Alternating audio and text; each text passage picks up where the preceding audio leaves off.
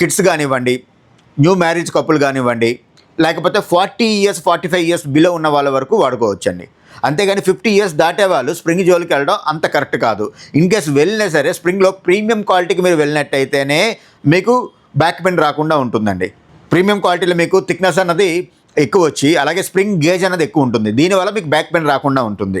So 50 years above ఉన్న వాళ్ళు, senior citizens ఎవరైతే ఉంటారో వీళ్ళు స్ప్రింగ్ని అవాయిడ్ చేయడం చాలా మంచిది. స్ప్రింగ్ మ్యాట్రసెస్ అన్నది డబల్ కాట్ నుండి కూడా వాడుకోవడం మంచిదండి. దివానా కాట్ మీదకి మనం స్ప్రింగ్ మ్యాట్రస్ అన్నది వాడుకోకూడదు. ఎందుకంటే ఎప్పుడైతే మనకి ఎక్కువసేపు కూర్చొని టీవీ అది చూస్తుంటామో కూర్చునేటప్పుడు మనకి బ్యాక్ పెయిన్ ప్రాబ్లం అనేది వస్తుంది.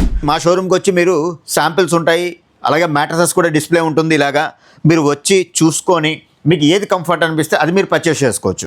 ఈ ఇన్ఫర్మేషన్ వెనకాల నా 11 సంవత్సరాల అనుభవం ఉంది. ఇలాంటి మరిన్ని అప్డేట్స్ కోసం, మరిన్ని ప్రోడక్ట్ నాలెడ్జ్ కోసం మా అకౌంట్ని ఫాలో చేయండి.